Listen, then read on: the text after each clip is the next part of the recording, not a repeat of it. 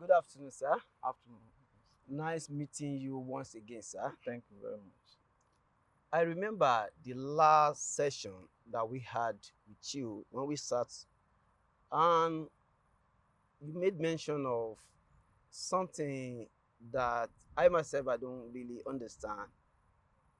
Something you said about you can not marry yourself. Yes. And after we released the first session, a lot of person, different kind of people, women, men, Youth. youth as well. They were asking, there's something our guest said that he did not really shed light upon. So they were anxious to know more about that. And we will appreciate if you can help us to break it down so that people can have a better understanding about what you mean by you cannot marry yourself. Am I right? Yeah. So Thank you very over to you, much. sir. Thank you. Um, in relationships and marriage, there are things that we need to know. There are things that we need to know. For those who have made those mistakes, they know, and they may not be able to correct it. But those that are about to make such mistakes need not to make it. The issue is that you cannot marry yourself, and you must not marry yourself. Well, what do I mean? Is that there's a saying that like attracts like. It can happen in relationship, in friendship, but not in marriage. Like does not attract like. And if it does, it leads to chaos. So we must be careful. You cannot marry yourself. What it means is that you cannot marry exactly who you are. In marriage, opposite attracts, not likes. Opposite attracts, not like. What happens is that sometimes you can meet someone, and while you are relating with that person, you don't like the person for being vocal. Because you are vocal, the two of you might be discussing and talking, and then you just find out, oh, this is my kind of person. But it's the biggest error. The biggest error a man can make, or a woman can make, or a lady can make, is to feel that, oh, this person talks. I love people who talk. And you may not know. And as soon as you go into that relationship and you allow it to lead into marriage, there will be a breakup. Because if you read Tim Lai's book on why people behave the way they do, you will understand what I'm talking about. There are temperaments. We have some people, we call them cholerics. They are very good people, very nice people, but they are ruled by anger. They have high temperament. They are impatient, but they are good people. If such a person marries a choleric that is also impatient, like him or like her, there will be problem in the future, because there will be anger ruling in their home. That's why there will be a breakup. That's why you cannot marry yourself. You cannot marry who you are. The same way we have people who are vocal, we call them sanguines. They are very vocal, they are talkative. Immediately they see themselves anywhere, they start talking and they fall in love with each other. They can do that in friendship. Anytime they see themselves, they'll be discussing, they can talk for hours. But if they do that and now feel that like attracts like and they go into marriage, there will be trouble, because they are very restless people. They are restless people in such that if you marry such a person, the two of you will leave your children at home and go out. That's the danger, because they are outgoing people. They don't stay in one place, they are always moving. So you must be careful when you are talking about marriage. Friendship, some things can work and then they cannot work in marriage. That's why I said you cannot marry yourself. And you have people that will call melancholic. Those ones are very gentle, they are very organized, they are very intelligent, but they can be your neighbor and never greet you. They may never talk to you. They are just on their own. It's not that they hate you, but that's their own. They will never talk to you. They will not greet you. They will not relate with you. They will just be going on their own. They don't relate just like that, just anyhow. If you are such a person and you say, oh, I just love this gentle guy, is the same way I am. I'm a gentle lady and I love gentle guy, and you go into marriage, you are in trouble.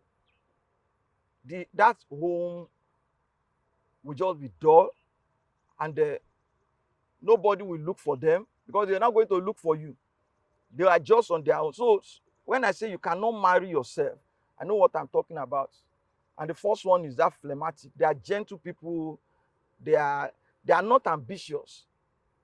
They are never ambitious. If you put them in a place, they can be there for 20, 30 years and not leave that place. You find them most times in nursing, in teaching, and those jobs. They can just be there. They are never ambitious. So if you marry such a person, and what you will notice is that the two of you will never be ambitious. You don't find such people in politics. They are never going anywhere. They are just there. It's not that they are bad people. They are very good people also. But if you want to get married, it is the opposite that attracts, not likes. So we must be very careful when we are in a relationship and we are looking at, oh, I just like this guy is like me. You must not marry somebody that's like you. So now, the advice now, if you want to get married, anyone who is planning to get married, the things to look out for are opposites. Yes. Look out for opposites. Look out for what you don't have. That the other person has. That the other person has. What your thoughts? What you don't have. That means, what it means is that when they say marriage is to complement, it means that person, that was what I was stressing the other time I was telling you, that marriage is to complement. That means that person is supposed to cover your weak areas. If you are a very gentle person, I would like you to hold that. Yes. We'll be going on break. Okay. When we return, then we proceed. Doll set on the Now, welcome back. We still have Pastor Oriyomi Ajayi with us. Yes. Stay tuned. Yes. What again we need to also know is that you cannot marry your father. Neither can you marry your mother. You cannot marry your uncle. Neither can you marry your boss. What I'm saying here is that some of our youths, they just look at their dad because they look at their father and say, oh, I love the way daddy behaves.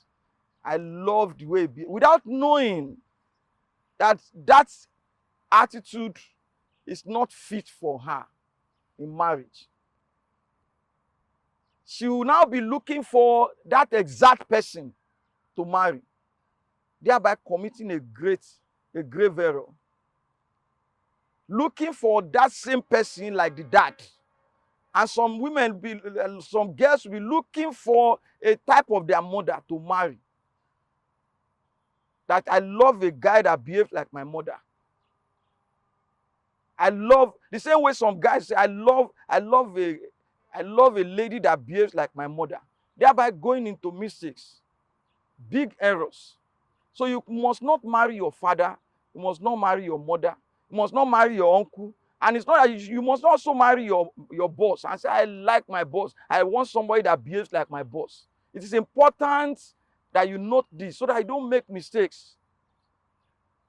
Look at somebody that is compatible, that will be able to fit in and cover your weak areas. That person you are looking at may be the same temperament with you. And if you go into such marriages, you have gone to marry yourself. Your dad may be the same temperament with you, and immediately you go into such marriages, then there will be trouble from day one. That's why a lot of marriages break.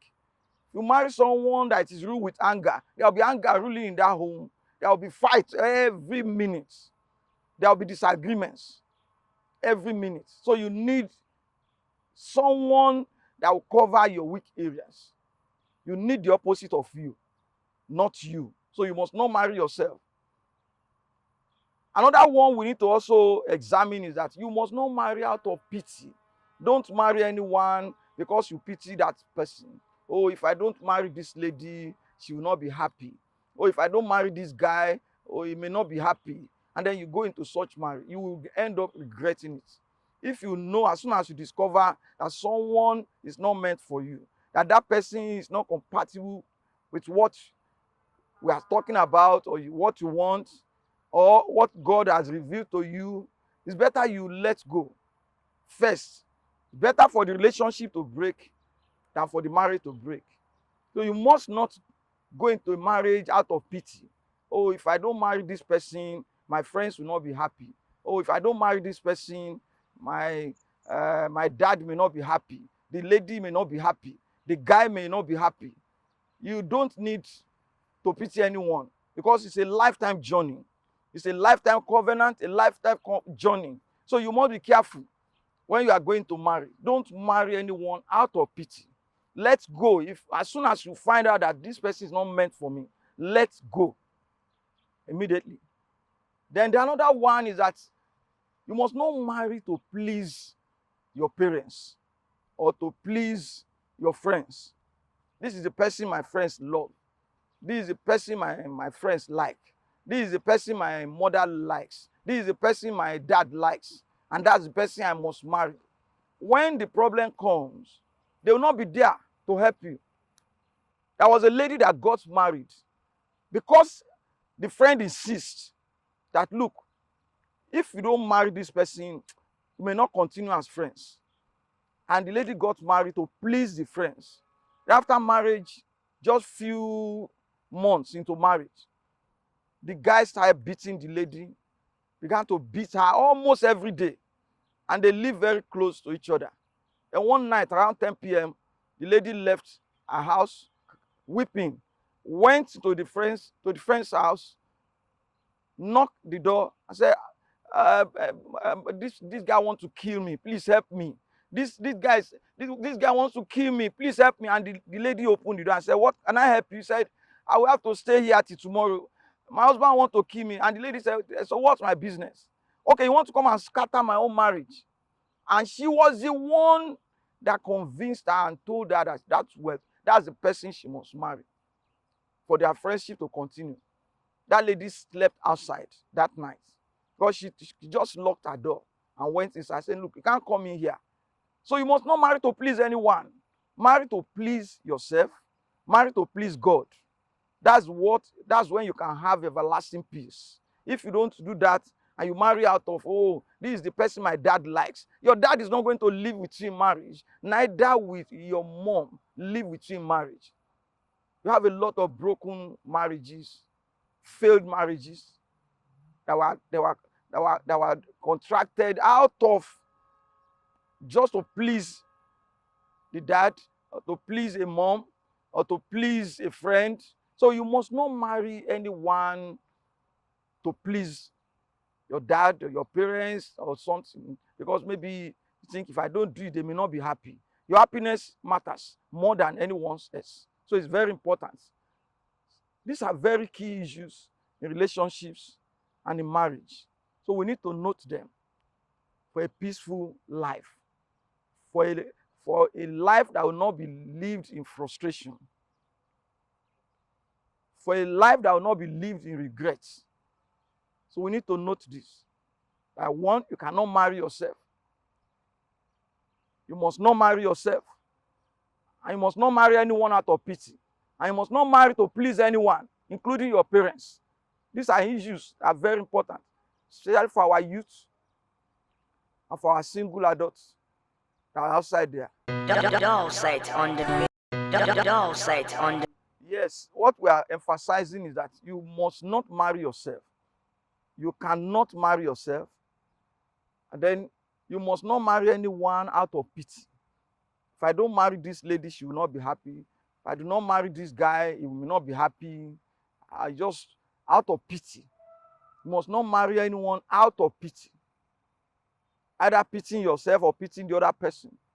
And you must not marry anyone just to please your parents. Either your mom or your dad or your friends or your uncle anywhere. So if I don't do it, this person may not be happy. I need to do it so that that person will be happy. Forgetting that your happiness matters more than anyone else. Your peace matters more than anyone else. So you must do what you know it's right, not to please another person, not even to please your pastor, not even to please your pastor. It is important that you do whatsoever will please you and please your God, not to please anyone. Because no one is going to live within your marriage. To escape eternal pain, frustration, disgrace, and shame, you must not marry to please anyone. Marry to please yourself and marry to please God. It's very important so that you don't make mistake. At the end of the day, someone will just tell you, oh, I just advised you. I didn't force you to do it. I didn't force you. So then they start looking at when the problem comes, nobody will be there to help you out. They will not be able to help you. So do whatever you want to do to please yourself and please your God. When I come back next time, we'll be talking on another issue. What you need to look out, what the man wants and what a woman wants in marriage. That's what we'll be looking at when we come back next time. Thank you. See you next time. Bye. Doll site on the